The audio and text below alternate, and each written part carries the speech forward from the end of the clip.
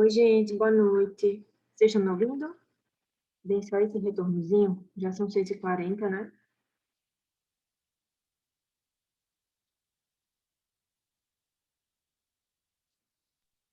Boa noite, gente. Rolando tá aí também já? Já vi.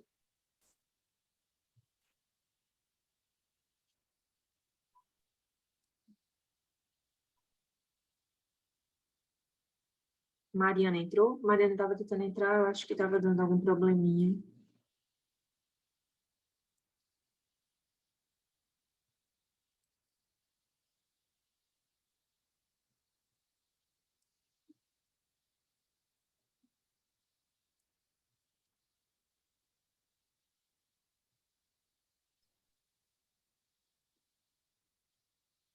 Tem uma Mariana? Mariana Tem? Tem uma Mariana nos participantes, mas eu não sei se é a mesma.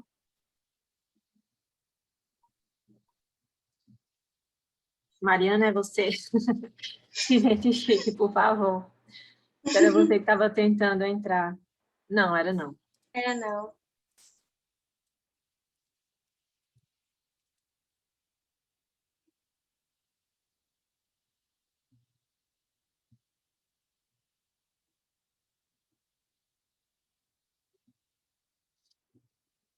Vamos começando, porque senão a gente vai passar muito do horário que estava estipulado, né? Para também não prejudicar quem foi pontual.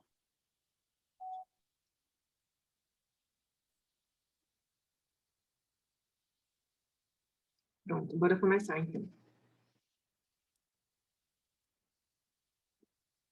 Gente, qualquer coisa, podem me interromper, podem ligar o áudio para tirar dúvida. Se eu demorar um pouquinho a ver o chat, é porque já que eu estou compartilhando minha tela, eu preciso diminuir, minimizar para abrir o chat, certo? Aí qualquer coisa, se eu demorar um pouquinho, é por conta disso. Mas podem interromper a qualquer momento para tirar dúvidas, certo? Então, hoje a monitoria vai ser dada pelos 4 monitores, os 4 estão aqui hoje. A gente vai ver a parte de biofísica da função renal, as pressões de filtração, e a gente também vai dar uma introdução sobre o equilíbrio ácido-base, certo? Vamos começar dando uma olhadinha na anatomia geral do sistema excretor, certo? Então, esse sistema vai ser composto pelos rins, pelos ureteres e pela bexiga, terminando na uretra, certo? Os rins, eu acho que todo mundo já sabe, são órgãos pares, tem essa cor a marrom avermelhada justamente porque ela é muito vascularizada. E esse rim vai ser responsável por filtrar todo o sangue do nosso corpo. Então, em condições fisiológicas normais, os rins vão literalmente fazer uma limpa no nosso sangue, vão retirar as impurezas do nosso corpo para ser tudo excretado pela urina, certo? Então, a gente também consegue observar que no polo superior dos rins, a gente encontra uma glândula. Essa glândula é a glândula adrenal, também conhecida como suprarrenal, certo? E é justamente nos rins, nessa parte do sistema excretor, que a gente vai encontrar os néfrons. Eu acho que a gente já sabe que os néfrons são as unidades funcionais dos rins. São justamente esses néfrons que vão transformar o filtrado em urina, certo? Daqui a pouco a gente vai ver exatamente o que é filtrado, o que é urina, certo? Então, depois que a urina vai ser formada pelos rins, ela vai ser encaminhada para ser armazenada aqui na bexiga pelos ureteres. Os ureteres também são órgãos pares. Cada rim tem o seu respectivo ureter. Vai ser armazenado aqui na bexiga para depois, posteriormente, ser excretado pela uretra, certo? Então, uma curiosidade que é bem importante da gente saber é justamente que o rim direito, vocês conseguem observar até aqui por essa imagem que está bem precisa, o rim direito é um pouco menor e ele está no nível abaixo ou inferior ao rim esquerdo. Isso porque o fígado, o lobo direito do fígado vai ficar justamente nessa parte superior a ele. Então, vai dar uma empurradinha nesse rim direito um pouco para baixo, certo? Eu trouxe aqui umas imagens de rins humanos, eu estou avisando porque eu sei que tem gente que pode ter um pouco de agonia, mas é normal. Quem tiver, é super normal, a gente vai se acostumando, tá certo? Então, esse é o nosso rim direito, tá? A gente consegue ver tanto aqui essa parte do corpo do rim, que é o rim exatamente, certo? O rim direito. Aqui em cima a gente consegue ver a glândula adrenal ou suprarrenal, que fica justamente nesse polo superior, fica aderido no polo superior do rim direito. E essa parte amareladinha aqui, que eu acho que vocês estão conseguindo ver, né? É um tecido adiposo, é gordura, que recobre o rim para proteger. Vocês vão ver isso bem direitinho lá no P3, quando for estudar urinário, certo? Esse tecido conjuntivo que recobre todo o rim é um tecido conjuntivo bem fibroso, que é a cápsula renal, certo? A pessoa que está aqui manuseando o rim até está usando uma pinça para puxar aqui um pouquinho, para vocês, eu acho que vocês estão conseguindo ver, né? Então, esse é o nosso rim direito, e como é que a gente vai saber exatamente qual é o rim direito e qual é o rim esquerdo? A gente vai ver aqui, ó, nessa imagem, que na parte medial do rim, a gente tem um orifício, tem uma passagem de várias estruturas.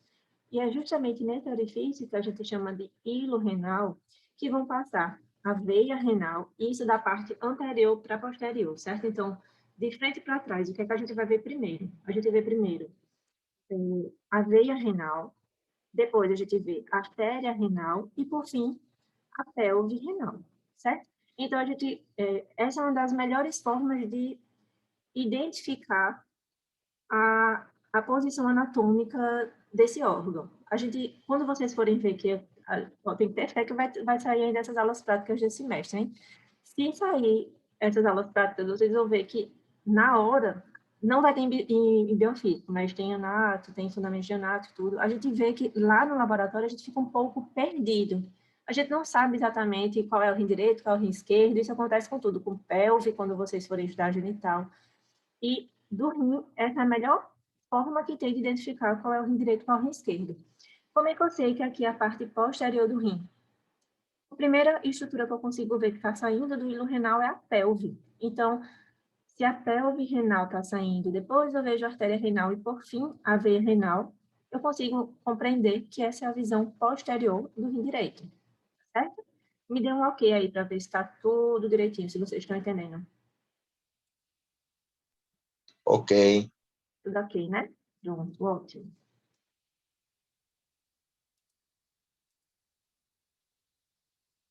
Bom, eu trouxe aqui uma imagem de um rim suíno. É muito parecido com o rim humano, certo? Eu trouxe essa imagem porque essa fotografia foi tirada, né? Um pouco depois de ele ser acabado de ser dissecado. Então, você consegue ver a cor real do rim. Pode ver que ele é um vermelho bem amarronzado, bem vivo. E existem algumas diferenças de estruturas. Então, vamos analisar aqui primeiro o estudo anatômico das estruturas internas, e aí a gente analisa direitinho depois com a imagem real, certo? Não só na imagem didática. Então, o que é que a gente consegue ver aqui? A gente consegue ver que o rim vai ser circundado pela cápsula renal, que é aquela cápsula que tecido conjuntivo, que eu mostrei naquela foto anterior da pinça. E logo em seguida, a gente vai encontrar o parênquima renal. O que é o parênquima renal?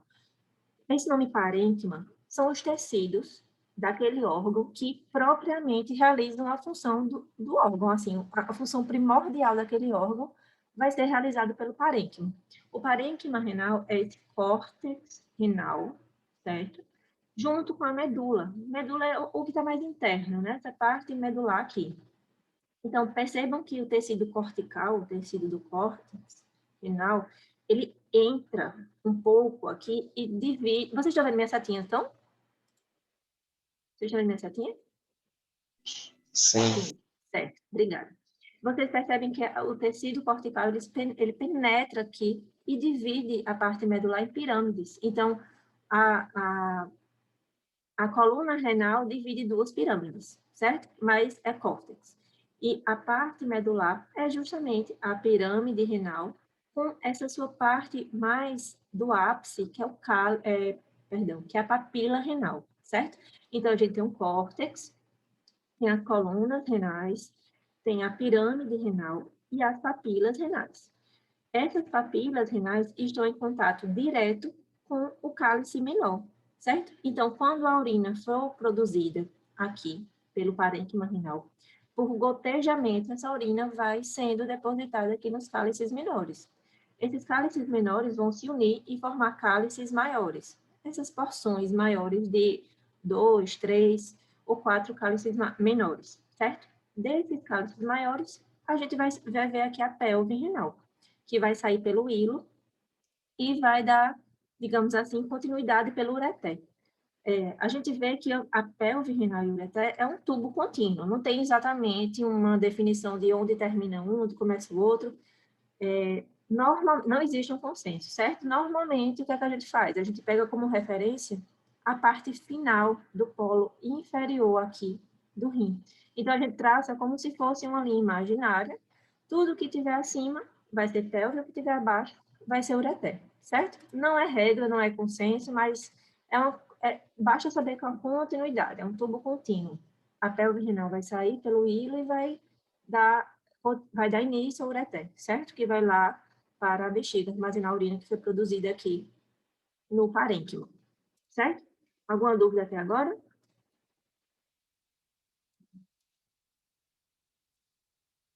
Não, é tranquilo. Acho que vocês até já sabiam disso. Pronto, ótimo. Então, vamos só ver aqui nessa imagem real aqui, certo?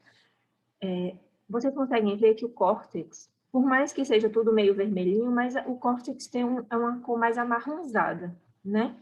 Aqui a gente não consegue ver a cápsula porque ela foi retirada, por isso que está assim, um tecido mais brilhoso, né? Aquela cápsula, aquele tecido conjuntivo que estava recobrindo foi retirado para ser dissecado. Então, a gente vê aqui o córtex renal, a gente vê as pirâmides renais, pode ver que ela é um pouco mais avermelhada, né? Quando ela é retirada, assim, quando ela é acabada de ser dissecada. E o finalzinho aqui da pirâmide, das pirâmides renais, a gente vê as papilas renais que estão em contato direto com os cálices menores. É engraçado isso, porque na anatomia a gente não consegue, nem sempre a gente sabe onde é que começa uma estrutura para começar outra. Assim, numa figura esquemática, a gente consegue, é perfeito para conseguir enxergar. Pessoalmente, nem sempre é tão fácil assim, né? Mas, então, basta vocês saberem que a papila renal da pirâmide renal está em contato direto com os cálices menores, vão se juntar em cálices maiores, vão desembocar aqui na pelve, e a pelve vai sair pelo hilo renal e vai sair pelo ureter até a bexiga, certo? Eu achei essa foto bem interessante para vocês verem. Eu também trouxe essa outra foto, que é justamente, olha a diferença do nosso rim. Aqui é um rim humano, realmente, certo? Mas aqui ele já foi tratado com formol, já desidratou, perdeu completamente a cor real dele, né? A gente vê que tá um cinza meio esbranquiçado. Normalmente as peças do laboratório são nessa coloração aqui. Quando vocês forem estudar nervoso, locomotor, a parte dos músculos, é tudo mais ou menos nessa tonalidade, justamente pelo tratamento com formol, certo? Então, se a gente pegar um pedacinho, fizer um recorte aqui do parênquima, do córtex com a medula, a gente der um zoom, a gente vai encontrar vários, milhares dessas estruturas aqui, que são os néfrons, é um dado do rim que vai produzir realmente a urina. Aqui é onde a urina é produzida, o filtrado vai ser transformado em urina para ser excretado, certo? Então, percebam que os néfrons estão localizados no parênquima renal, certo? E o que é que compõe o néfron? Quais as estruturas do néfron? A gente observa a cápsula renal, certo? Que o nome cápsula de Bowman é um epônimo, certo, gente? É um nome mais clínico, assim. Na anatomia, a gente usa o nome cápsula renal. É importante saber os dois, porque na parte de clínica, semiologia, claro que não essa parte exatamente, mas os nomes que são algum tipo de homenagem para quem descobriu, etc., na semiologia usa mais, na parte clínica, mas na anatomia tentem usar sempre o nome real, certo? Então, a gente encontra aqui a cápsula renal, os glomérulos renais, essas duas estruturas juntas formam um corpúsculo renal. E é justamente no corpúsculo renal que vai ocorrer a filtração glomerular, certo? Daqui, a gente segue pelos túbulos contorcidos proximais, certo? Aqui, lembrem que, ó, o córtex está aqui, então, o córtex e a medula. Então, é como se tivesse uma linha imaginária aqui, tá bom? Então, a gente tem, depois do túbulo contorcido proximal, vai começar a alça de Henle. Então, a alça é a parte descendente, a parte ascendente da alça de Henle, o túbulo contorcido distal, e A urina, quando for realmente formada, vai vir para o duto coletor. Então, no duto coletor é que a gente pode chamar realmente de urina. Tudo antes vai ter filtrado, glomerular, certo? Então, percebam que no duto coletor tem vários, como se fossem uns raminhos, uns galinhos quebrados. Imagine que cada galinho desse é outra estrutura néfrica, certo? São vários néfrons no duto coletor. E o duto coletor vai terminar onde? Justamente na papila renal, certo? No finzinho aqui da pirâmide, para o gotejamento e para os cálices menores. Deu para entender, né? Alguém tem alguma dúvida até agora?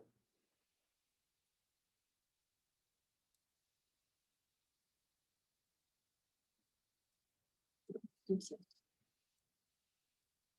Então, vamos ver agora um pouquinho do suprimento sanguíneo dos rins. O rim vai ser irrigado pela artéria renal. A artéria renal é, é um ramo da artéria aorta, da parte da artéria aorta, certo? Então, a artéria renal vai chegar pelo hilo renal e ela vai se ramificar em artérias de menor calibre. Então, primeiro, a artéria renal vai se transformar, digamos assim, em artérias segmentares, depois em artérias interlobais, artérias arqueadas, que é quando dobra aqui na parte da pirâmide, certo? Quando for entrar no córtex, artérias interlobulares, e cada artéria interlobulares dessa vão dar origem às arteríolas aferentes. São aquelas arteríolas que vão entrar em contato direto com o néfron, certo? Então, cada mini ramozinho desse é o que está entrando em contato com o néfron. Então, dentro dessa cápsula, da cápsula renal, essa arteríola vai se ramificar em vasos fenestrados. São vasos um pouco menores e que possuem vários furinhos. São os capilares glomerulares, certo? São esses vasos que vão permitir que esse plasma sanguíneo realmente seja filtrado na estrutura renal. Pelos furinhos que ele tem, ele permite essa troca, certo? Esse vazamento, essa filtração para os tubos renais. Tá bom? Deu para entender? Então, depois que a arteríola aferente chega e se transforma em capilares glomerulares, a saída vai seguir a mesma lógica. Normalmente, o nome das artérias tem o mesmo nome das veias. É muito frequente isso. Só que fazem o caminho inverso. Então, chega pelas arteríolas aferentes, transformam-se em capilares glomerulares e saem em cápsulas, em arteríolas eferentes, capilares peritubulares, que vão percorrer aqui toda a porção do tubo, vão sair pelas veias interlobulares. Então, imagine que aqui são as veias, certo? É a mesma lógica. Então, as veias interlobulares, as veias arqueadas, as veias interlobares, as veias segmentares e a veia renal, que vai desembocar, por fim, na veia cava inferior, certo? Vai subir para a veia cava inferior e aí vai seguir o caminho de sempre, para chegar no coração e ser trocado todo de novo, certo? Deu para entender alguma dúvida aqui? Tranquilo, né?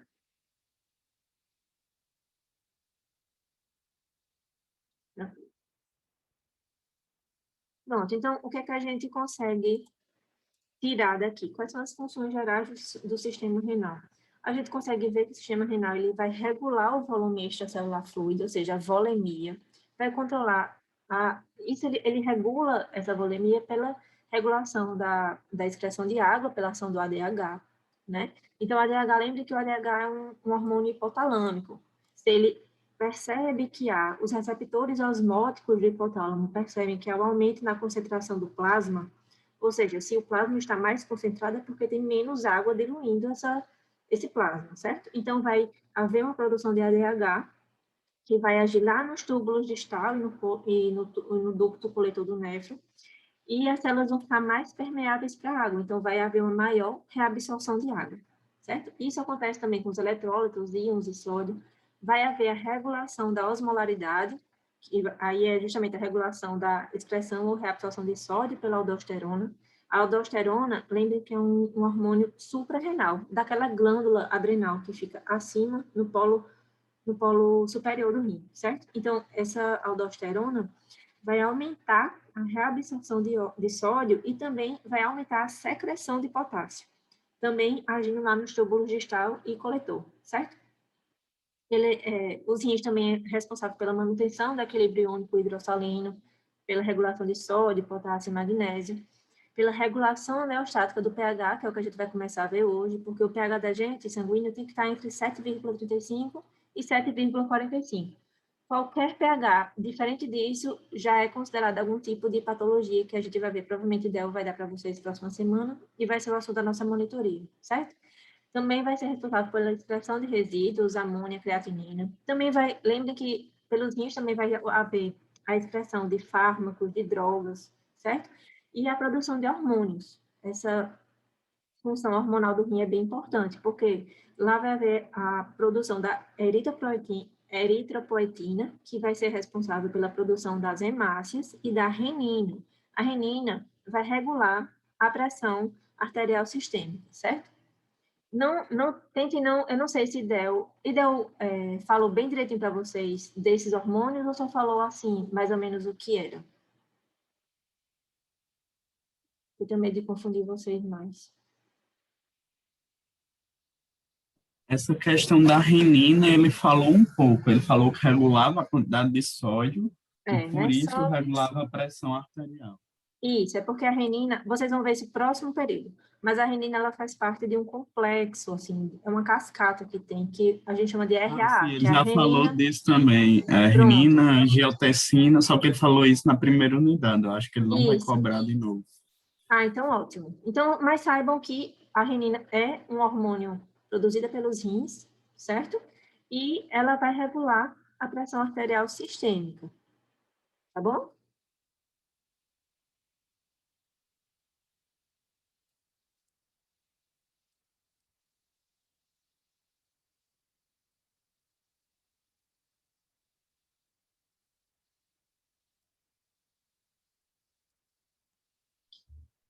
Boa noite, gente. Eu vou dar continuidade, certo, à monitoria, e eu vou falar um pouco sobre a filtração glomerular. Essa aula foi dada por Isabela, e falar também sobre e complementar com o que Del falou nessa aula junto com vocês. Vamos relembrar que o rim ele vai atuar sobre 3 processos. A filtração glomerular, que vai ocorrer no corpúsculo.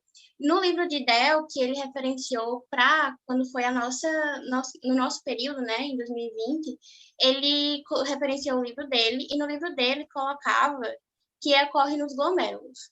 Mas a gente também pode dizer que ocorre no corpúsculo, que agloba os glomérulos.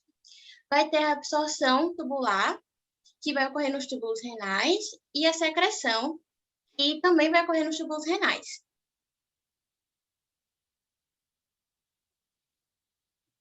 Então, o sangue ele vai entrar nos capilares, onde no glomérulo ele vai sofrer um sistema de pressões, que vai forçar que esse líquido vá para o interior da cápsula. Como Leila já falou, eu queria pedir desculpa se tiver algum ruído no fundo, barulho de cachorro também. Mas como Leila já falou, esses capilares são capilares fenestrados. O que são capilares fenestrados? É um tipo de capilar que vai ter fenestras, que são orifícios. Então, esses orifícios eles vão permitir a troca de substâncias. Só que no contexto renal, a gente vai dizer que essa troca de substâncias vai permitir a saída de água e de pequenos dissolvidos, porém não vai permitir a saída de grandes proteínas. E essas fenestras elas vão estar justamente no endotélio desse capilar, que é a parte mais interna. Então, o capilar ele tem 3 camadas, que é o endotélio capilar, com as fenestras, vai ter uma membrana basal e vai ter uma camada epitelial, que é formada por podócitos. O que são esses podócitos? Esses podócitos eles vão envolver esses capilares e vão emitir prolongamentos, que vão auxiliar justamente na filtração, porque vai formar fendas a partir deles. Alguma dúvida até aqui? Tá tudo ok? Ok. Então, eu falei que vai ter um sistema de pressões, né? E esse sistema de pressões vai impulsionar o filtrado para a cápsula. Agora, primeiramente, o que é filtrado? Filtrado é o nome do líquido que deixa os capilares glomerulares para a cápsula. Urina mesmo, a gente só se refere né, a esse líquido como esse nome de urina, quando esse filtrado sair do ducto coletor e chegar no cálice.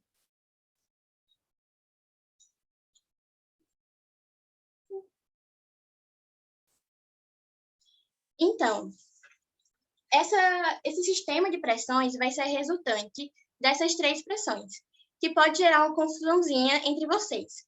Mas a gente tem que lembrar que vai ter uma pressão que é favorável à filtração e 2 pressões que vão ser contrárias. A pressão que vai ser favorável à filtração é a pressão hidrostática dos capilares. Essa pressão é a pressão do sangue, é a pressão de saída do líquido para a cápsula. E por isso que ela vai ser favorável à filtração. A gente vai ter essa pressão da cápsula de Bowman, que vai ser contrária à filtração, e vai ter uma pressão clorodosmótica glomerular. Essa pressão ela vai surgir justamente pela diferença de concentração osmótica.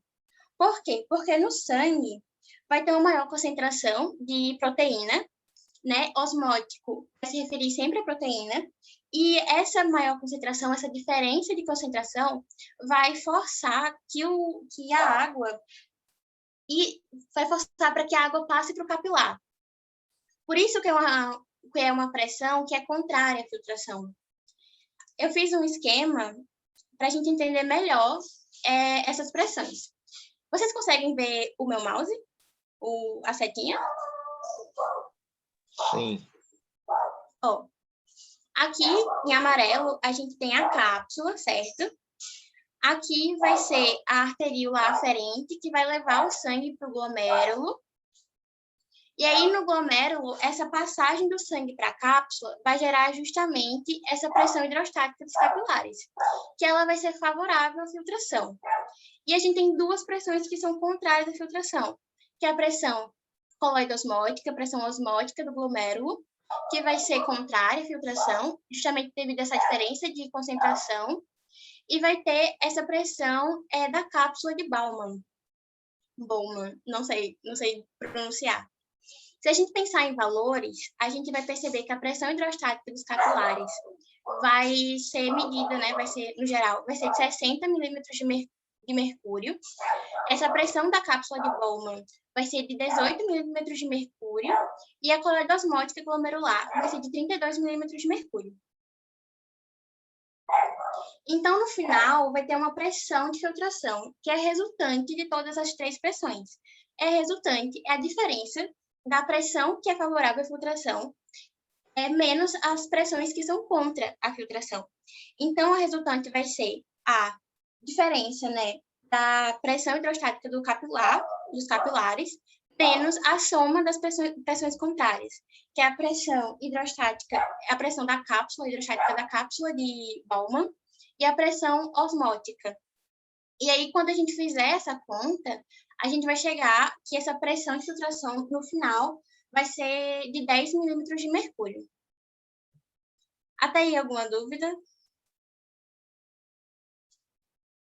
Tudo bem? Então, quando a gente analisa o rim, a gente vai perceber que a cada minuto, pelos 2 rins, vão ser filtrados cerca de 125 mililitros. E quando a gente multiplica pelo dia, a gente percebe que a gente, no final do dia, vai ter filtrado pelos 2 rins 180 litros.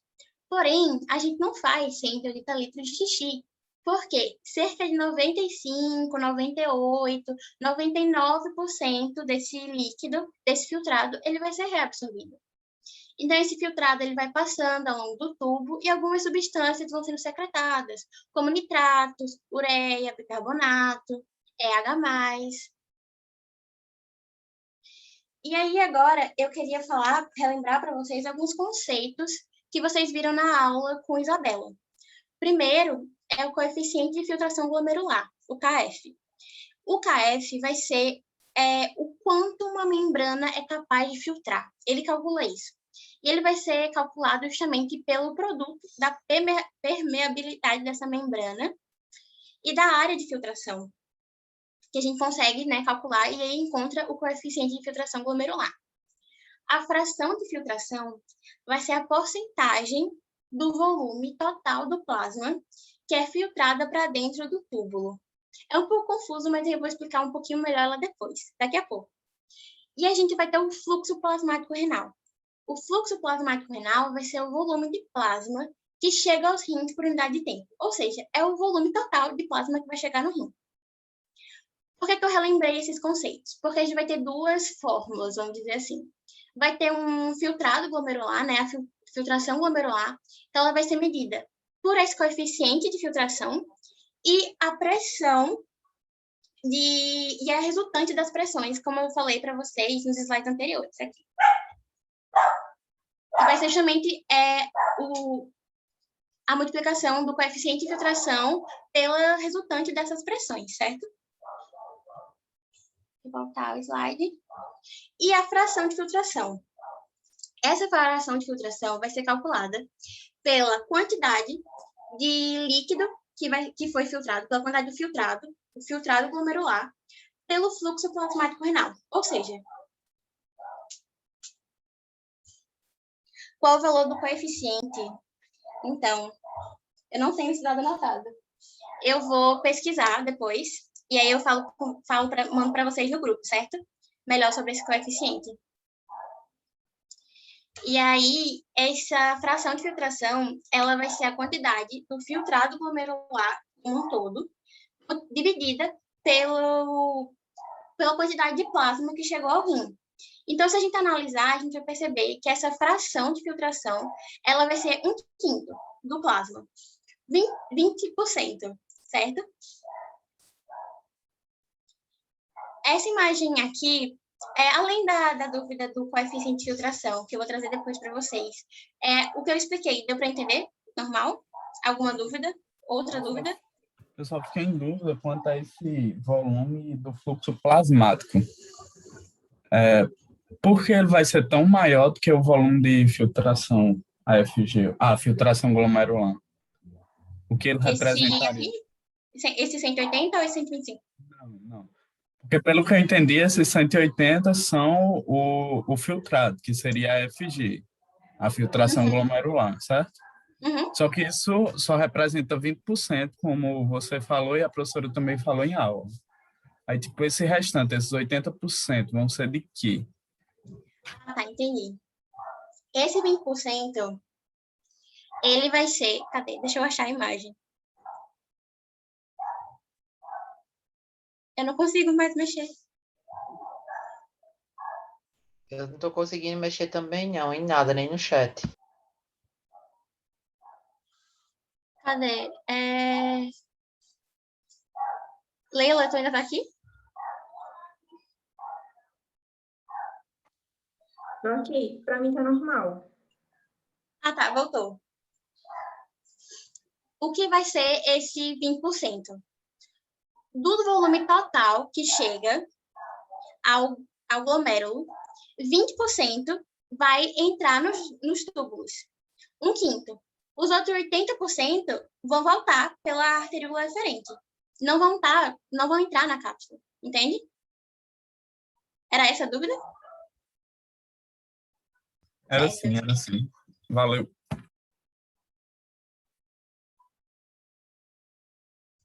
Ô, Rafa.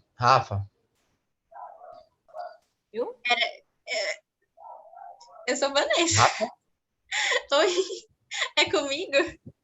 É contigo, escuta. Esse que vai voltar é as substâncias que não podem ser excretadas, né? Que são essenciais. Esse que não vai ser excretado, os 80% que vai ser absorvido, são aquelas substâncias que não vão ser, que são importantes para o corpo, não é isso? Não. Esse que não vai ser, na verdade, não é que não vai ser reabsorvido. Ele não vai ser filtrado.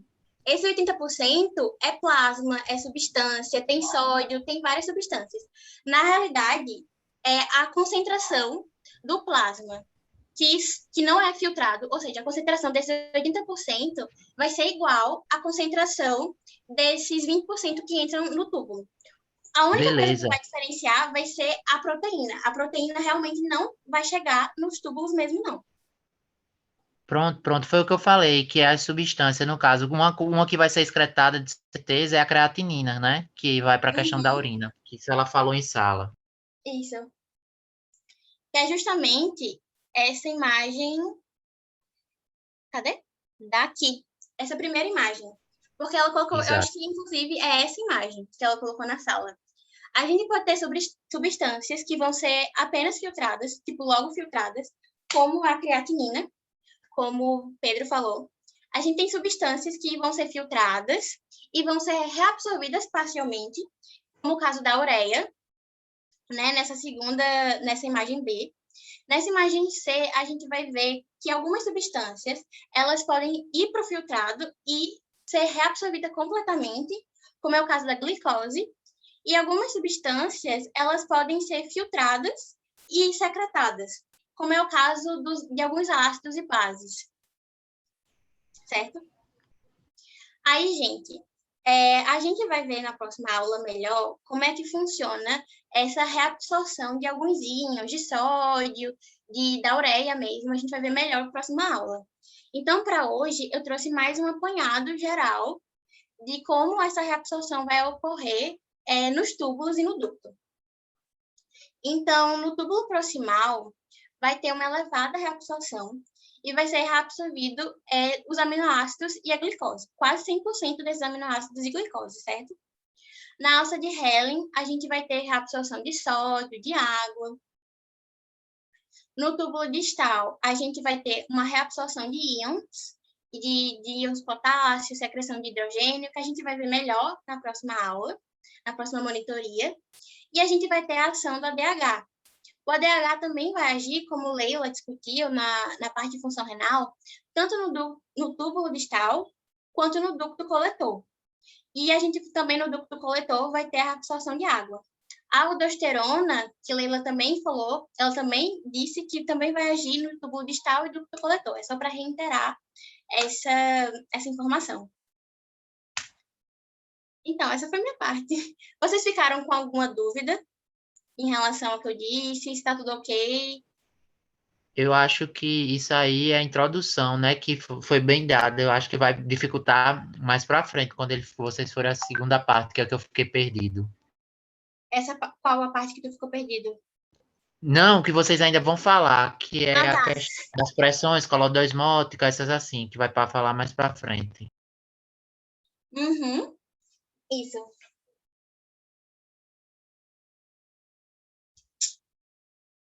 Certo? Então,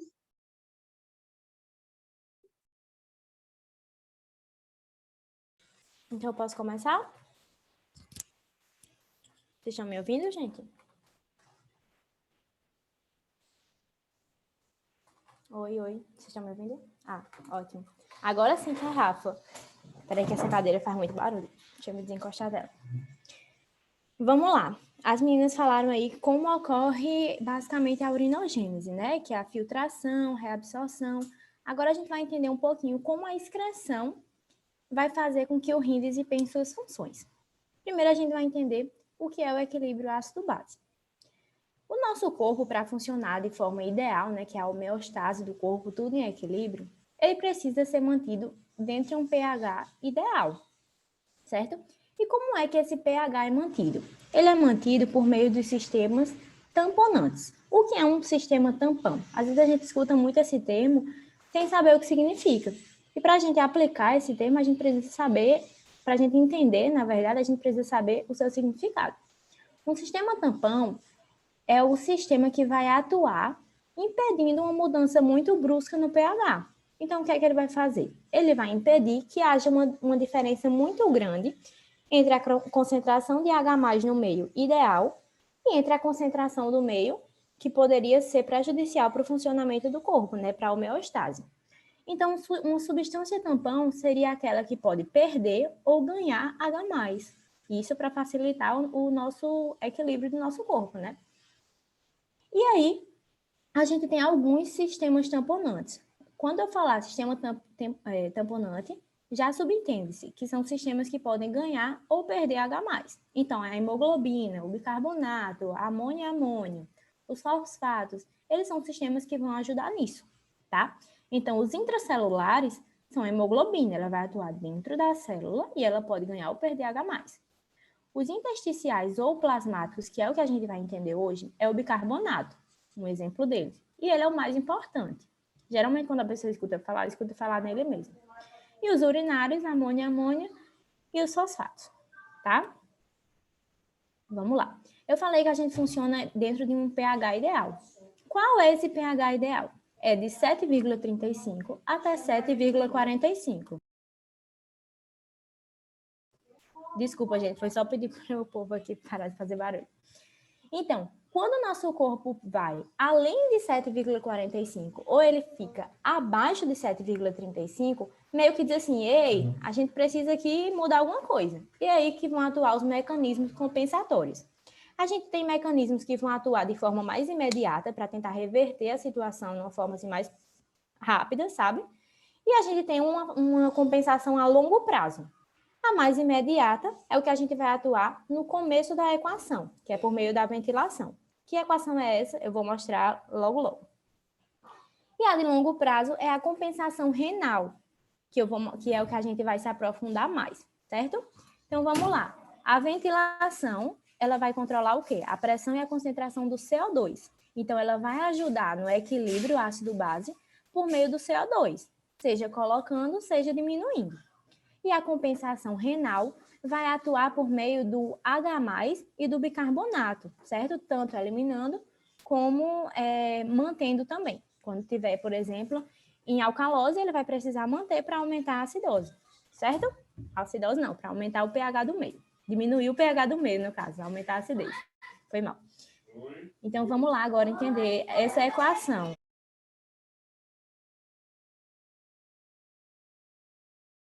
Desculpa, gente, é que meus pais chegaram aqui, aí meu irmão vai falar com eles.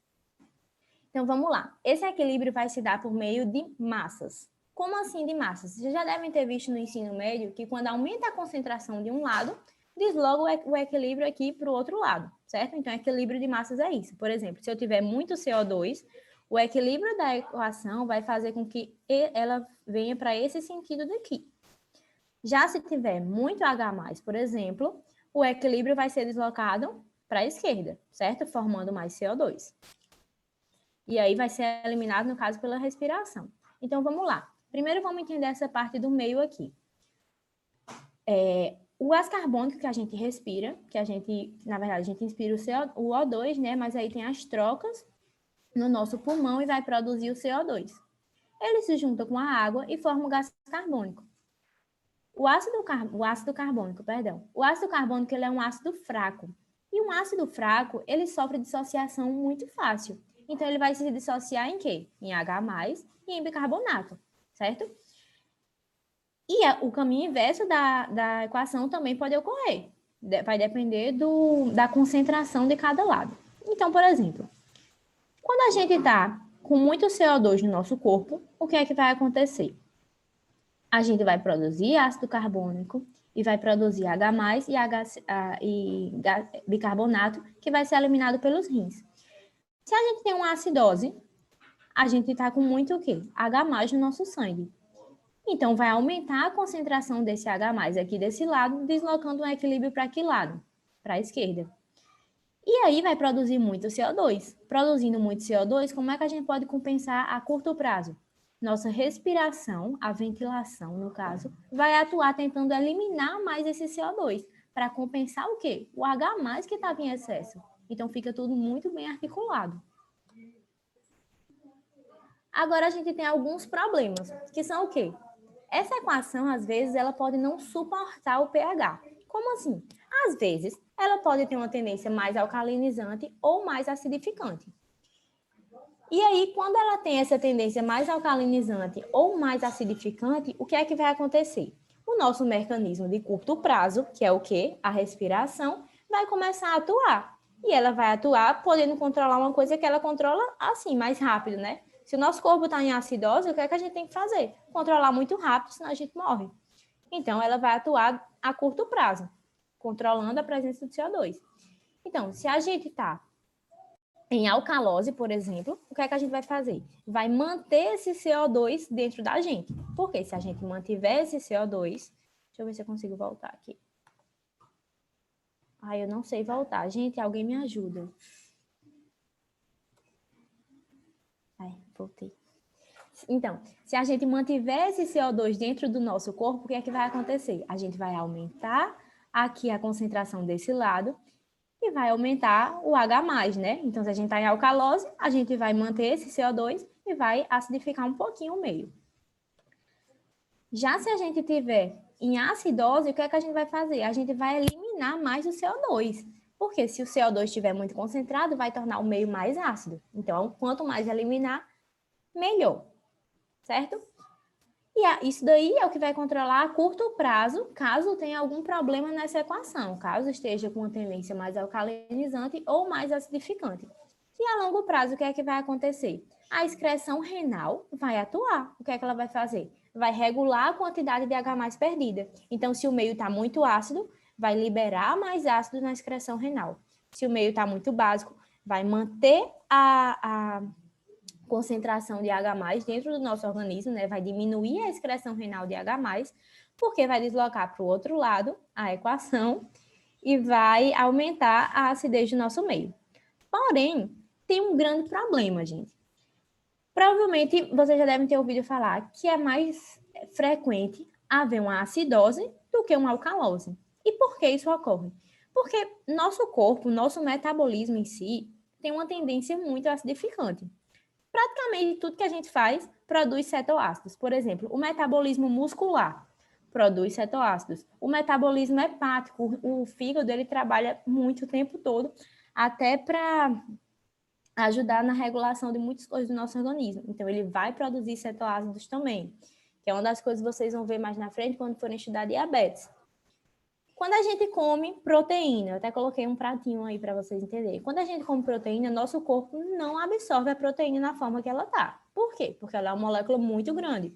Então, ela precisa ser quebrada. E a gente absorve na forma de aminoácidos. Já vem aí ácidos. Já aumenta a quantidade de ácido no nosso corpo para que a gente possa absorver essa proteína. Os lipídios também são grandes. Aí tem que ser quebrado em quê? Ácidos graxos.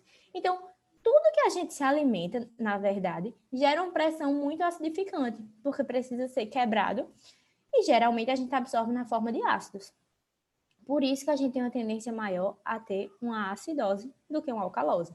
Mas se tiver em acidose, o que é que a gente faz? A ventilação começa a atuar e tenta eliminar o excesso de CO2, certo? Minha parte era basicamente isso. Eu tentei trazer os pontos mais importantes para vocês de uma forma mais simples. E aí depois no carro a gente vai discutir algumas coisinhas e depois eu tento mandar um esqueminha para vocês, tá? Tem alguma dúvida até aqui? As outras partes vai ser com o Raulão. Mas até aqui, do que eu dei, tem alguma dúvida? E desculpa as interrupções aí, é porque meus pais chegaram de viagem, meu irmão é pequeno, aí ele ficou ansioso. Foi mal, gente. Então, pode ir, Raulão.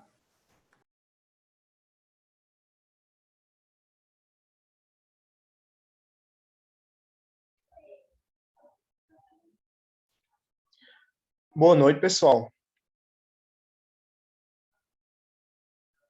Vocês estão me ouvindo? Perfeitamente. Deixa eu enviar aqui se eu consigo aqui o controle do...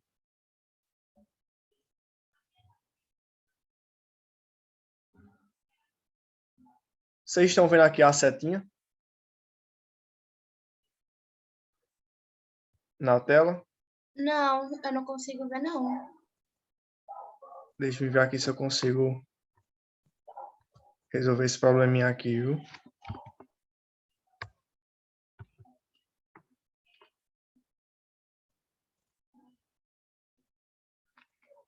Deixa eu falar aqui com ele para liberar aqui o meu acesso.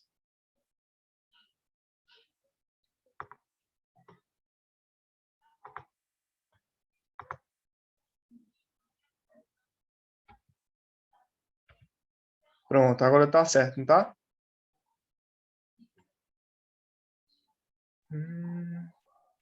Apareceu a setinha aí para vocês, ó. A setinha não apareceu ainda, não?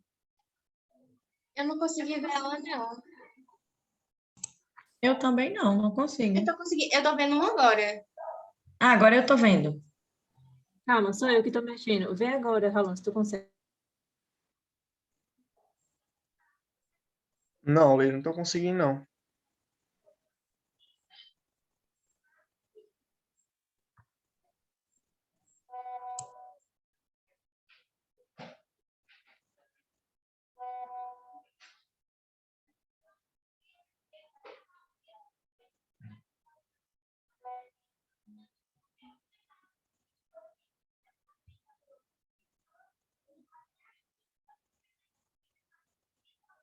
Nada, gente. Tá aparecendo aí, não? Não. Nenhuma seta.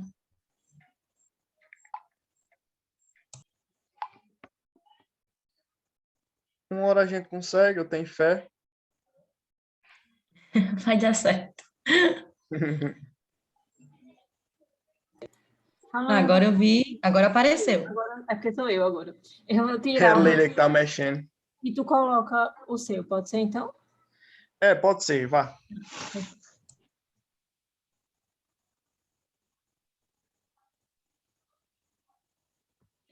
Pronto, vou compartilhar aqui agora.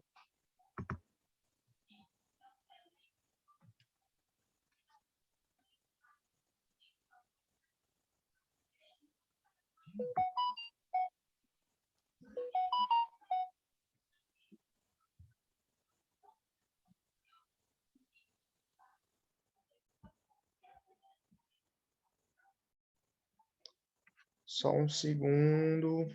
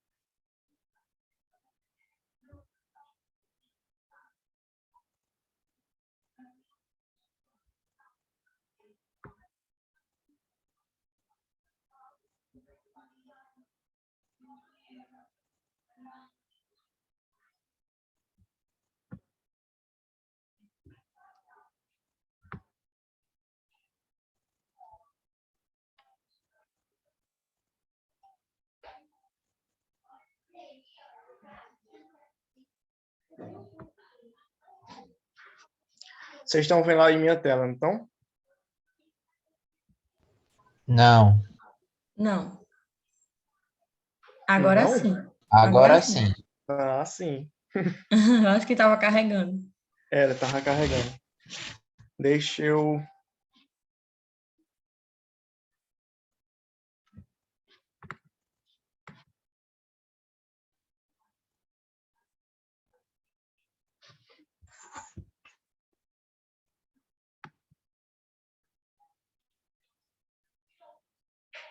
Agora foi travar aqui.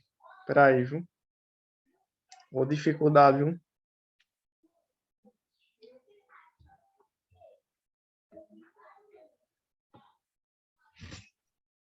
Alan, deixa eu aproveitar esse intervalinho para responder a pergunta do Douglas e da Pode ir Mari. respondendo. Fica à vontade. Douglas perguntou se o coeficiente de filtração que eu tinha falado, se era uma constante. Ele não é uma constante, certo? Ele vai ser variável. Existe um padrão normal, mas isso vai depender e ele vai mudar dependendo da pressão arterial, da volemia, da idade, de fatores hormonais. Mas existe um valor para seria aproximadamente para um adulto, que é um valor meio grande. É de 12,5 mililitros por minuto por milímetro de mercúrio de pressão de filtração. É um valor grande. Eu vou anotar aqui só por curiosidade, mas, assim, não vai cair na prova de vocês, obviamente. E outra coisa que me perguntaram, que foi Mari, que eu não tinha visto durante a monitoria, ela perguntou se no ducto distal se tinha reabsorção de íons. E tem sim, tá? Tem principalmente nos tubos mais distais. Vai ter essa reabsorção no ducto coletor. Foi isso a pergunta. Eu vou anotar aqui o coeficiente do parâmetro normal. Foi isso, gente. Tudo certo, gente?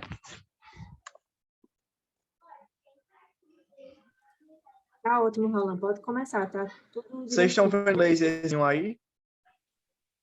Estamos. Tá aí, tá o laser, ó. Tá. O laser não tá aparecendo, não. Tá aparecendo a canetinha. Aí, ó. Agora sim. Show de bola. Pronto, então vamos lá. Gente, boa noite a todos.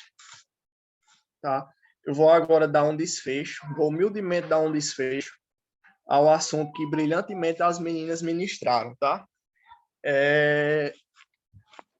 Rafa falou da questão do pH, da homeostase, da manutenção, né, desse pH em valores, olha aí o que a Vanessa está colocando aí no chat, de valores ali entre 7,85 e 7,45, tá, gente? Lá no início, gente, eu vou pedir perdão aqui, antes de tudo, por qualquer barulho que possa ocorrer, tá? A gente em casa pode acontecer qualquer barulho aí, eu vou desde já pedindo perdão. Como vocês viram, gente, lá no início do semestre, no assunto de meio interno e homeostase, tudo no organismo precisa estar dentro de uma faixa aceitável que permita que as células desempenhem suas funções adequadamente, tá? É assim, por exemplo, para a temperatura, para a concentração de oxigênio, e é assim também, gente, para a concentração de H+, tá? Que isso aí, no caso, é exatamente o pH, a concentração de H+. Vocês viram também que quanto maior a concentração de H+, maior, no caso, menor, no caso, será o pH, né? Isso gera uma tendência acidificante. Quanto menor a concentração de H+, maior é o pH, e isso gera uma tendência alcalinizante. Não é isso? Rafa falou lá para vocês também dessa faixa de 7,35 a 7,45, de como o organismo precisa manter o pH dentro dessa faixa, e falou também para vocês que o organismo apresenta mecanismos e ferramentas que impedem grandes flutuações desse pH, né? São eles, principalmente os tampões. Os tampões que impedem aí grandes flutuações do pH, eles agem imediatamente, tá? De acordo aí com qualquer variação que o pH possa sofrer. Além disso, gente, ela falou para vocês que o organismo ele apresenta mecanismos de compensação. E esses mecanismos de compensação não são tão imediatos como os tampões. São eles o mecanismo de compensação respiratória, que Rafa definiu lá como um mecanismo de curto prazo, e o mecanismo de compensação renal, que Rafa descreveu como um mecanismo de longo prazo. Tá? Os tampões são praticamente imediatos. A respiração a gente pode modificar rapidamente, tá? Por isso ela constitui uma compensação de curto prazo. E a compensação renal, ela já é um pouquinho mais demorada, porque para acontecer as modificações lá no rim, demora um pouquinho, tá? E aí vai haver, no caso, modificações nesses sistemas, tanto no respiratório quanto no renal. Tá certo, pessoal. Eu acho que Del falou para vocês que quando o pH está acima de 7,45, nós temos um caso de alcalose. E essa alcalose ela pode ser descrita como uma alcalose respiratória e uma alcalose metabólica. Da mesma forma, Idel falou para vocês que quando o pH está abaixo de 7,35, nós temos uma acidose. E da mesma forma, essa acidose ela pode ser metabólica e pode ser respiratória. Tá? Nós iremos destrinchar esses tipos de acidose e alcalose na nossa próxima aula de monitoria, tá? Que é quando nós veremos como ocorre essas alcaloses e qual a variação que elas sofrem, tanto na pressão parcial de gás carbônico, quanto na concentração sanguínea de bicarbonato. Tá certo? Aqui, gente, eu estou querendo trazer para vocês apenas uma visão geral, tá? Por quê? Porque vocês viram que quando ocorre alguma mudança desses fatores que compõem o meio interno, o organismo ele desempenha mecanismos de feedback, tá? Esses feedbacks, eles podem ser positivos, quando o sinal ele faz com que aquela situação seja intensificada, E também o organismo ele emite feedback, sinais de feedback negativo, que quando o sinal faz com que aquela ação seja revertida. Tá? Então, nesses mecanismos de compensação, o feedback principal que ocorre aqui é o feedback negativo. Tá? O organismo está tentando reverter esses quadros, tanto de acidose quanto de alcalose. Quadros esses que são, na verdade, extremamente perigosos para o organismo. Tá? Vocês sabem, pelo menos eu acho que vocês viram ou ainda irão ver em bioquímica que uma variação no pH pode fazer com que o quê?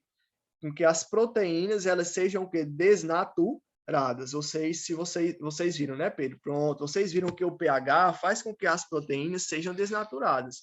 E, ora, a gente sabe que, exatamente, Pedro, desnaturação proteica, a gente sabe que o nosso organismo ele é composto por praticamente tudo é composto por proteína, né?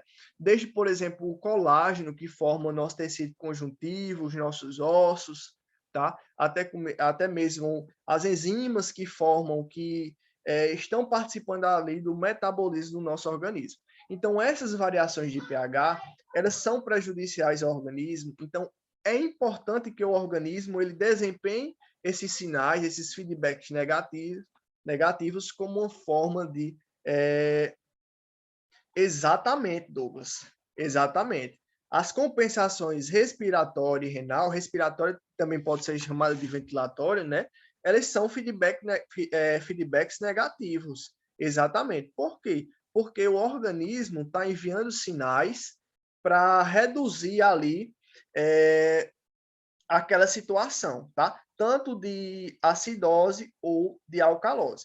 E aí nós vamos ver aqui, de uma forma geral, quais são os mecanismos que estão relacionados a esses sinais de feedback, tá? Lembrando que feedback aqui, ele também feedback negativo, pode ser chamado de retroalimentação negativa, tá certo? Então, vamos começar pela compensação respiratória. Nessa figura, gente, eu trago aqui para vocês um caso de acidose, tá? Lembrando que essa acidose ela pode ser respiratória e metabólica, tá? Sobretudo aqui numa acidose respiratória. Quais são as características do organismo? O que é que nós vamos encontrar? Nós iremos encontrar uma alta concentração de CO2, tá? Uma alta pressão parcial de CO2, um baixo pH, né, que indica acidose, e também a gente pode constatar uma baixa concentração de oxigênio. Vocês vão lembrar, gente, lá na biofísica da respiração, aquele efeito Bohr-Haldane. Vocês lembram disso, não lembram?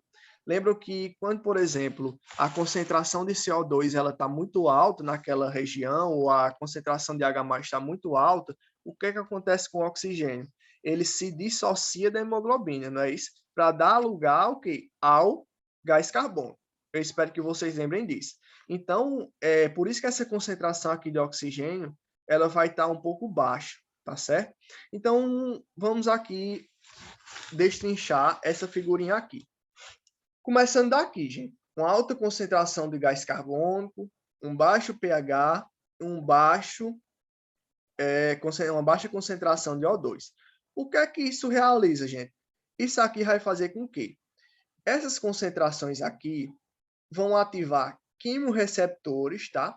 Esses quimioreceptores, eles podem ser bulbares, que respondem principalmente à alta concentração de CO2, ou quimioreceptores que estão presentes nos corpos carotídeos, que formam a artéria carótida, ali a divisão entre a artéria carótida interna e externa, e aórticos, tá? Principalmente no arco da aorta. O que é que esses quimioreceptores eles fazem? Primeiro, nós temos aqui, se os quimioreceptores forem nos corpos carotídeos e aórticos, eles irão ativar neurônios sensoriais aferentes. Lembrando que neurônios aferentes são o quê? São aqueles que levam a informação de um órgão periférico para o sistema nervoso central, não é isso? Então, essa informação, exatamente, Pedro, essa informação é carreada, na verdade, é transmitida por esses neurônios até o centro respiratório, tá, pessoal? o centro respiratório ele está presente predominantemente no bulbo. Vocês verão lá, no terceiro período em sistema respiratório, que a respiração ela pode ser controlada tanto por esse centro, como também ela pode sofrer influência de quem?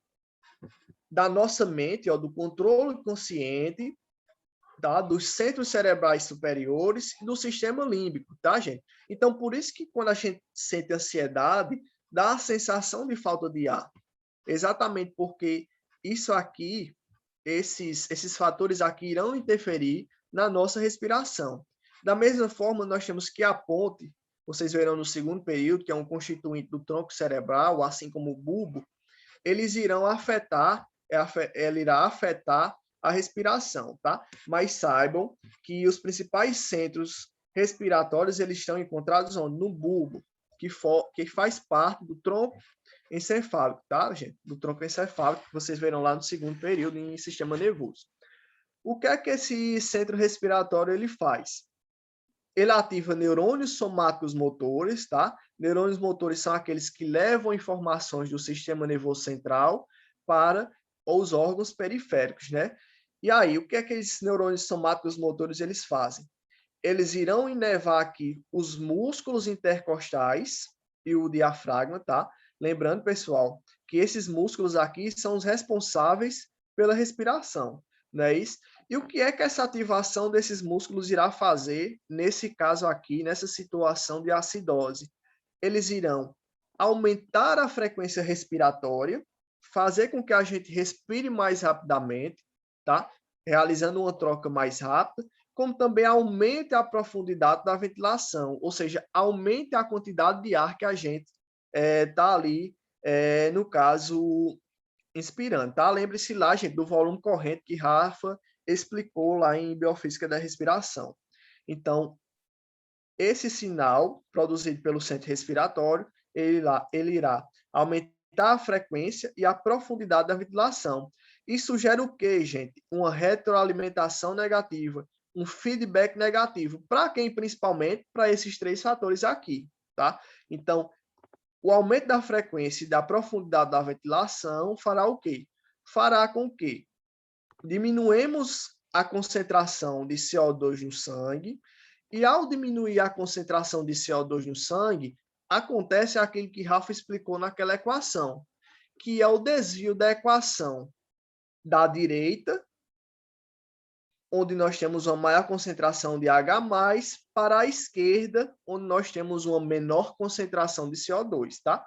Se a gente desloca essa equação da direita para a esquerda, a gente faz com que? Faz com que o pH aumente, tá? Ou seja, ele vai reverter o quadro que no início era o quê? De acidose, tá? Então, quando a gente está numa situação de acidose, o organismo faz com que inúmeros fatores, como é, por exemplo, a compensação respiratória e a compensação renal, realizem retroalimentação negativa ou feedback negativo, com a finalidade de aumentar o pH, de modo que esse pH ele esteja ali na faixa de normalidade, que é de 7,35 a 7,45. Vocês entenderam isso aqui direitinho, gente? Eu quero que vocês entendam isso aqui bem direitinho, tá? Entenderam isso aqui direitinho? Ô, Raulan, Sim. escuta, a única coisa que eu fico com dificuldade é com relação ao CO2. O H+, a gente sabe que ele, quando ele está mais, ele vai ser alcalinizante. E quando está no CO2, ele vai ser acidificante, é? Eu estou perdido nisso só. Ó, vamos ver aqui, ó. Vamos voltar aqui para essa equaçãozinha aqui de Rafa. Vou usar aqui tua equaçãozinha, viu, Rafa? Para tentar explicar isso aqui para Pedro. Existe uma lei chamada de lei de massas, Pedro, que ela diz o seguinte sobre as equações químicas. Quando determinada substância está em maior concentração em um lado da equação, essa equação ela tende a se desviar para o outro lado. Se desviar de que maneira? Fazendo com que esses compostos aqui eles se liguem formem esse composto aqui central, que é o ácido carbônico. Esse ácido carbônico, por sua vez, será quebrado pela anidrase carbônica, que irá se dividir em H+ e bicarbonato. Então, o que é que acontece? Se eu tenho uma maior concentração de CO2, eu faço com que esses dois fatores eles se liguem com maior facilidade. Se eles se ligam com maior facilidade, isso aqui será formado com maior facilidade. Tá entendendo? Então, se eu aumentar a concentração de CO2, indiretamente eu vou aumentar a concentração de H+. Por isso que uma maior concentração de CO2 aumenta o pH, ou, aliás, diminui o pH. Por quê? Porque ele aumenta a concentração de H+ indiretamente, tá? O aumento da concentração do H+, ele diminui o pH e causa acidificação. Você conseguiu entender isso? Agora sim. Tem certeza? Absoluta, porque a gente tem um equilíbrio de massa. Quando tem um equilíbrio de massa, se eu tiver muito CO2, ele vai liberar automaticamente muito H+, porque vai dar direita para a esquerda. Se vai da direita para a esquerda, a gente tem um ambiente acidificante. Aí vem a compensação ventilatória para tirar isso, nesse Calma, caso. ele vai da esquerda para É porque eu sou meio direita. doido de direita e esquerda, viu? Isso foi mal. Pronto. Aí, agora eu te pergunto, se esse CO2 ele tiver em menor concentração, o que é que acontece? Você saberia me responder? Ele não interfere em nada, pelo que eu acho que não. Ó, da mesma maneira, se o CO2 tiver em menor concentração, significa que esse lado da equação ele estará em maior concentração, tá? Então, o que é que acontece? Deixa eu ver aqui, mais H+ e mais bicarbonato. Exatamente, Maria. Se o CO2 está em menor concentração, nós teremos, comparativamente, uma maior concentração de H+ e de bicarbonato. Se eu tenho uma maior concentração disso aqui, acontece o quê? Eles se ligarão com maior facilidade, será formado o ácido carbônico, e esse ácido carbônico ele irá se dissociar em CO2 e H2O. Tá entendendo? Logo, se eu tenho esse desequilíbrio aqui, da direita para a esquerda, se eu tenho uma maior formação de CO2, o que é que está acontecendo? Está diminuindo a concentração de H+. Se eu diminuo a concentração de H+, eu faço o quê? Eu aumento o pH. E se eu aumento o pH, eu tenho uma tendência alcalinizante. Isso só muda se for metabólica que ocorre por outro motivo, né? Isso exatamente, Marília. Nós veremos lá na próxima aula de monitoria que essa variação aqui de CO2 ela está relacionada mais à questão da acidose e da alcalose respiratória, tá? Quando nós passamos aqui para essa questão aqui de alcalose ou acidose metabólica, nós veremos que haverá uma modificação aí nessas concentrações, tanto no bicarbonato quanto também na pressão parcial de CO2, tá? Então, resumindo, se eu tenho uma maior concentração de CO2, eu desloco a equação para a direita, formando mais H+. Tá? Se eu tenho mais H+, eu diminuo o pH, ou seja, acidificação. Se eu tenho uma menor concentração de CO2, eu desloco a equação da direita para a esquerda. Tá? Por quê? Porque eu tenho uma maior concentração de H+ e bicarbonato. Isso faz com que eles se associem, formem ácido carbônico e esse ácido carbônico se dissociará em CO2 e H2O. Isso faz com que aconteça a diminuição do H+, ou seja, o aumento do pH e, por consequência, a alcalinização do sangue. Você entendeu, Pedro? Vai ficar com raiva de mim se eu disser que bananou minha cabeça? Tá, não tem problema não. A gente vai explicar aqui até... Deixa eu ver se eu pego uma canetinha aqui, porque é melhor, viu?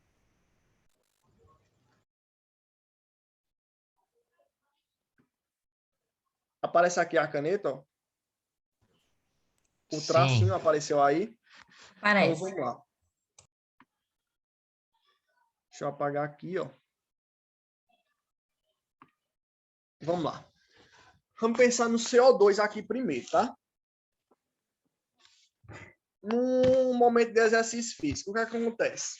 O músculo está trabalhando ali com maior intensidade, tá? Maior concentração de CO2 está sendo formada porque há também um maior consumo de O2, né? Se a gente está praticando exercício físico, a necessidade por oxigênio ela aumenta. Logo, a formação de CO2 ela também o que aumenta.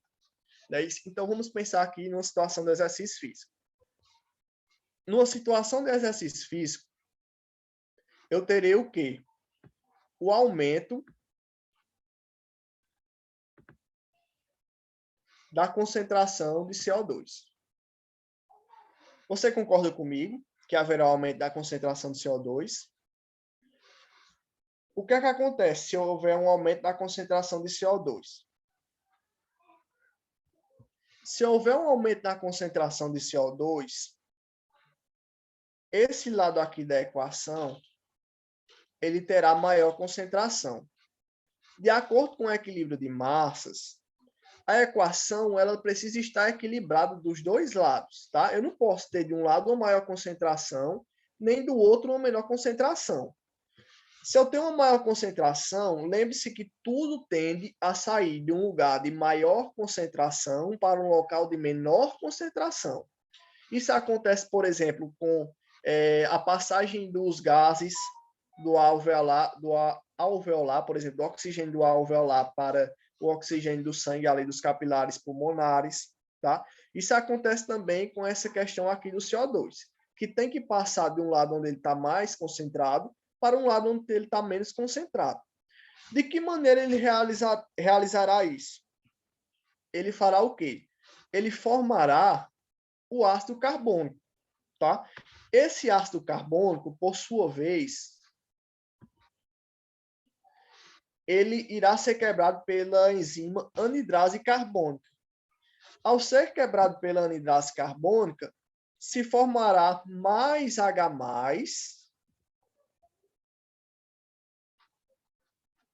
Por que se formará mais H+?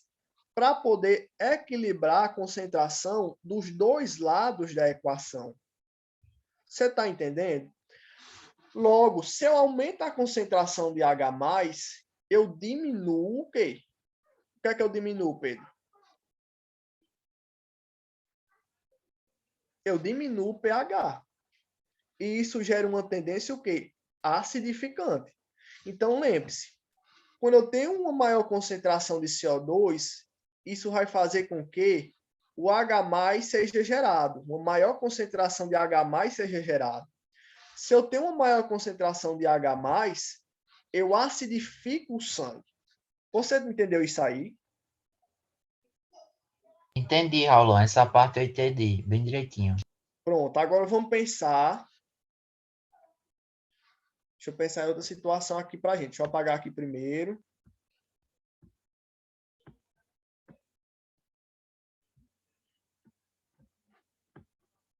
Apagando aqui. Agora vamos pensar em outra situação, Pedro. Você tem uma doença, digamos, hipoteticamente, né? Tomara que você nunca tenha essa doença. DPOC, chamada de doença pulmonar obstrutiva crônica. O que é que ela faz? Nessa doença, o lúmen dos bronquíolos e dos brônquios, eles vão sendo, à medida que o tempo passa, eles vão sendo preenchidos e esse lúmen vai sendo diminuído, tá? Se eu tenho uma diminuição do lúmen, o que é que acontece? Eu respiro com maior dificuldade.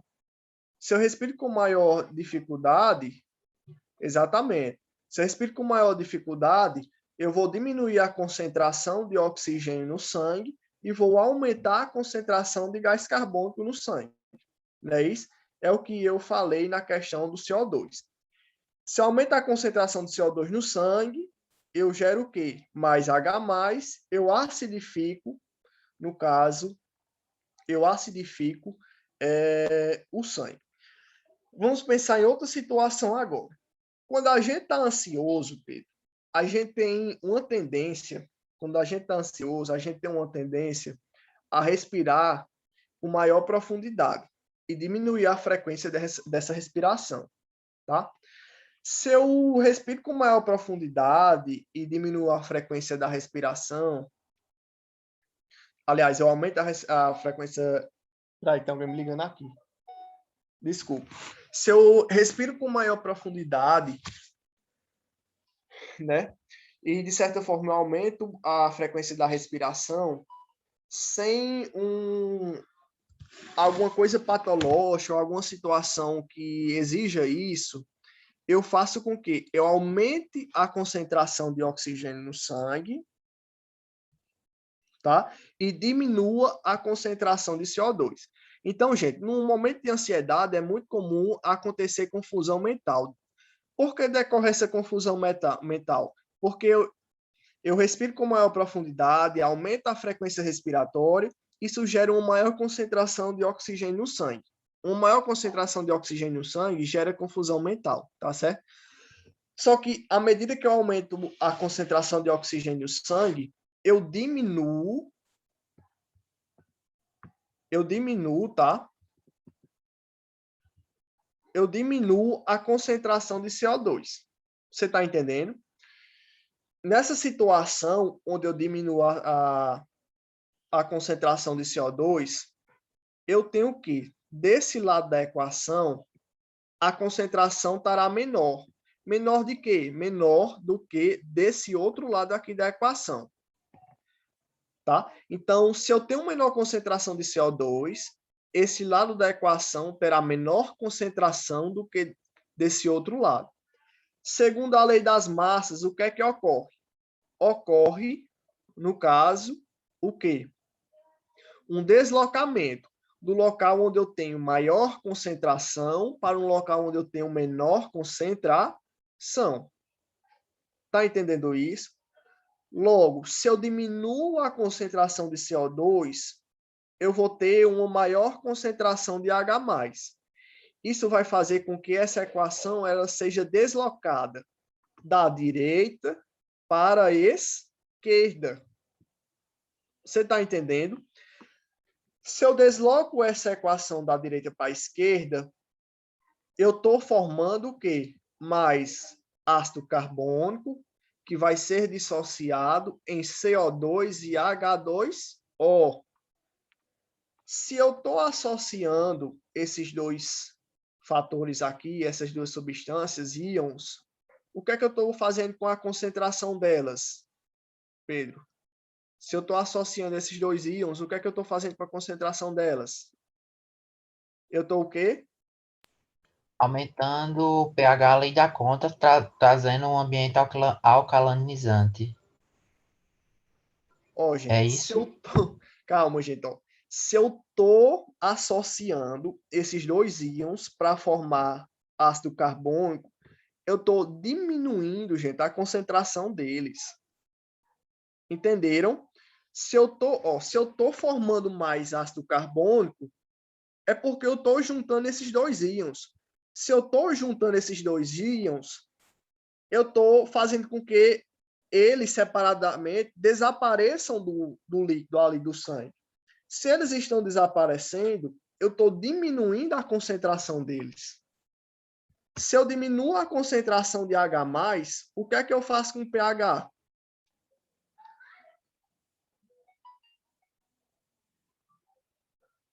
Se eu diminuo a concentração de H+, gente, o que é que eu faço com o pH? Exatamente, Nicolas. Os íons serão consumidos. Logo, como Marília falou, o pH aumenta. Por isso, gente, se eu tiver uma menor concentração de CO2, a equação será deslocada para a esquerda, a concentração de H+ diminuirá, logo o pH aumentará.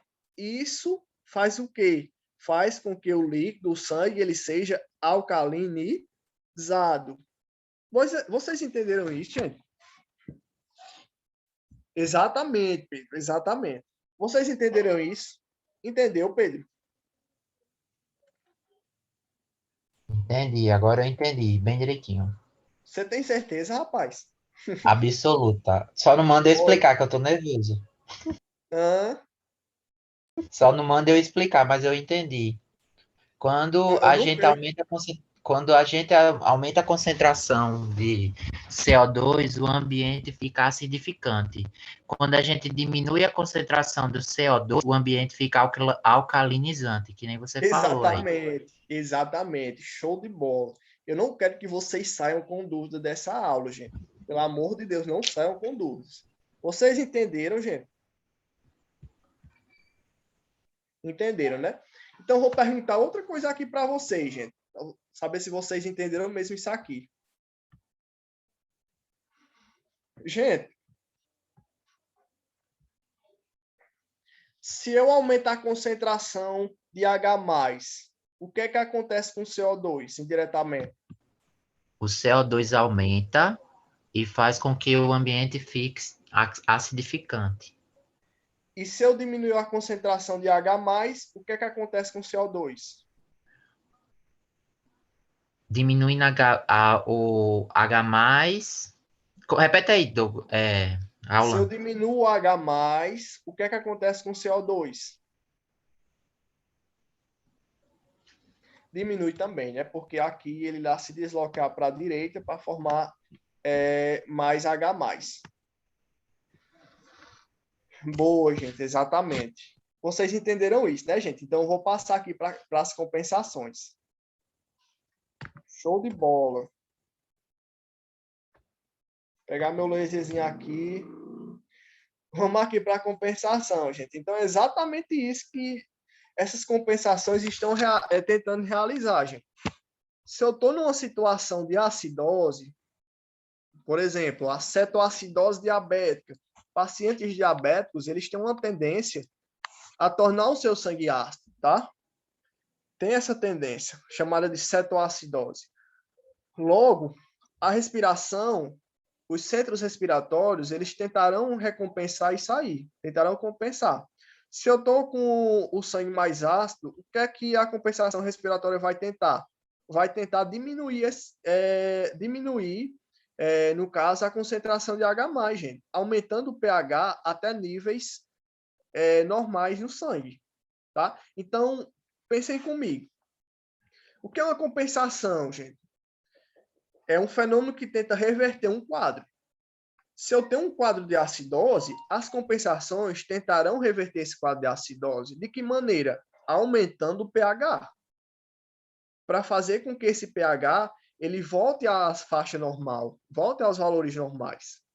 Tá? Isso aí, exatamente, Pedro, tentando voltar à homeostase. Exatamente. Da mesma maneira, é a compensação renal. O que varia entre a compensação respiratória e a compensação renal não é a finalidade delas, não é o objetivo delas.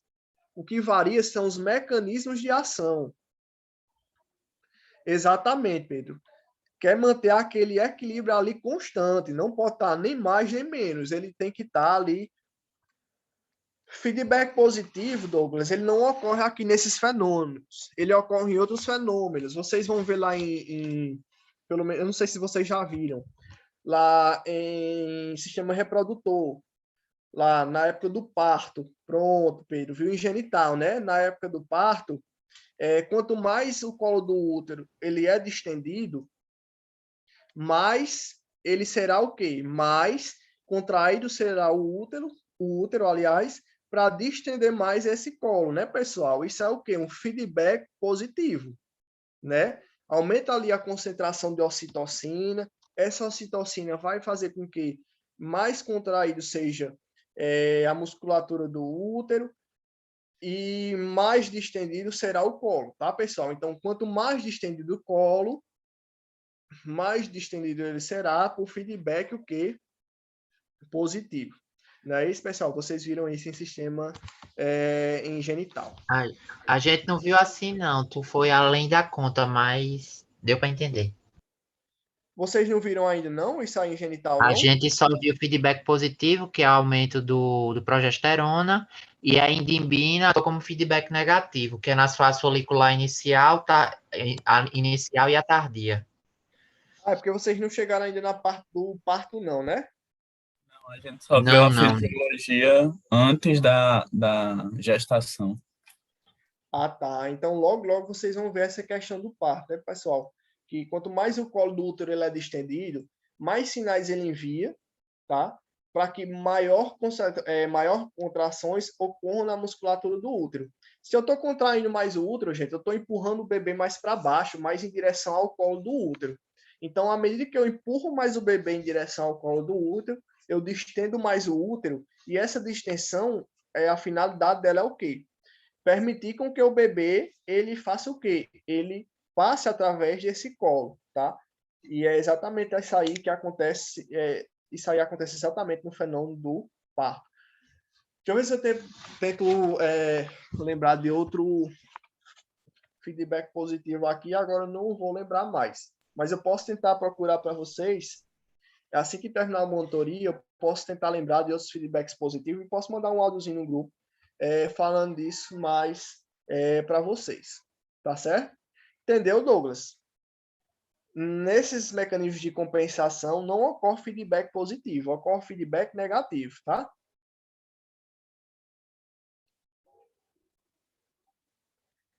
Exatamente. Nas compensações renais respiratórias, só ocorre feedback negativo. Exatamente. Feedback negativo por quê? Porque o objetivo desses mecanismos é reverter o quadro inicial, que pode ser tanto de acidose quanto de alcalose. Eu expliquei aqui para vocês que na acidose, o que é que acontece? Os centros respiratórios, eles farão com que a frequência respiratória e a profundidade da ventilação, ela aumente, tá? Isso aqui causa o quê? A diminuição da concentração de CO2. Lembre-se, se eu diminuo a concentração de CO2, eu alcalinizo o pH, tá? Ou seja, eu aumento o pH. E isso vai fazer com que o pH retorne ali aos valores normais. Da mesma maneira, gente, acontece com a compensação renal, tá? A gente aqui só está fazendo um apanhado geral. Especificamente, a gente falará melhor disso aqui na próxima monitoria, que é quando a gente vai destrinchar isso aqui, tá? O que é que acontece na compensação renal, gente? Se eu tenho uma maior concentração de H+ no sangue, se o pH tá baixo, o que é que o rim vai fazer? Ele vai fazer com que aconteça o quê? Uma maior quantidade de H+ seja secretada na urina, tá? Se eu secreto H+ ali no filtrado, na urina, eu diminuo a concentração dele no plasma. Se eu diminuo a concentração dele no plasma, eu aumento o quê? O pH. Logo, eu faço com que esse pH, que inicialmente está numa acidose, ele retorne para os valores o quê? Normais. Mas o rim ele só faz isso? Não. Ele também acaba secretando outros ácidos, tá? E ele também faz o quê? Ele absorve o bicarbonato. Se eu absorvo o bicarbonato, gente, eu faço o quê? Eu remeto aquele tamponante lá, né? O bicarbonato irá se reunir, irá se associar ao H+, diminuindo a concentração do H+. Se eu diminuo a concentração do H+, eu, no caso, aumento o pH, tá? Então, o que é que a compensação respiratória faz? Deixa eu ver se eu tentar aqui voltar.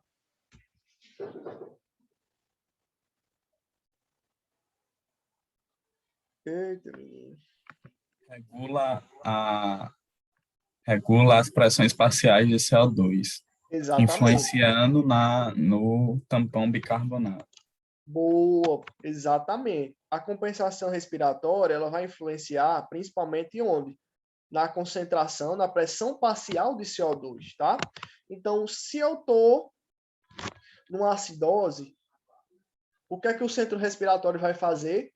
Vai aumentar a frequência e a profundidade da ventilação. Como eu descrevo aqui, ó, em um caso de alcalose, os fenômenos de feedback são necessariamente contrários. Se eu estou no alcalose, gente, a concentração de CO2 ela está o quê? Ela está baixa. Ela não está baixa na situação de alcalose. O que é que o centro respiratório vai fazer? Em vez de aumentar a frequência, e a profundidade da ventilação, ela vai fazer o quê? Vai diminuir, tá? Então, enquanto que no acidose eu aumento a frequência e a profundidade da ventilação, numa alcalose eu diminuo, tá? Ou seja, os fenômenos de feedback, eles são necessariamente contrários, tá certo, pessoal? Da mesma maneira, na compensação renal, se eu estou numa acidose, como está demonstrado aqui na figura, o que é que o rim vai fazer para diminuir a concentração de H+? Ele vai secretar H+, e vai absorver mais bicarbonato. Se eu estou numa situação de alcalose, gente, acontece o quê? O contrário. Se eu estou numa situação de alcalose, o rim vai absorver mais H+, e vai fazer o quê com o bicarbonato? Vai excretar, vai secretar mais bicarbonato. Certo? Certo, gente? Então, vocês precisam entender isso aí. O objetivo de uma compensação, gente, é reverter um quadro inicial. Tá? Tanto a compensação renal quanto a compensação respiratória, elas têm o mesmo objetivo. Se eu estou no quadro de acidose, ambas as compensações elas vão fazer com que o pH seja aumentado para fazer com que esse pH retorne aos valores normais. Se eu estou no alcalose, ambas as compensações farão o quê? Aumentarão a concentração de H+ no sangue, fazendo com que esse pH diminua até os valores normais. O que diferencia, gente, esses dois mecanismos, essas duas compensações são os mecanismos. Enquanto que a compensação respiratória ela vai influenciar a pressão parcial do CO2, a compensação renal ela vai o quê? Influenciar a concentração de H+ e bicarbonato no sangue. Numa acidose, eu secreto H+ e reabsorvo bicarbonato. Numa alcalose, eu absorvo H+ e secreto bicarbonato. Vocês entenderam isso, gente?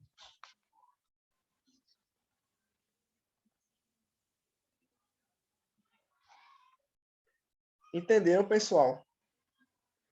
Nenhuma dúvida?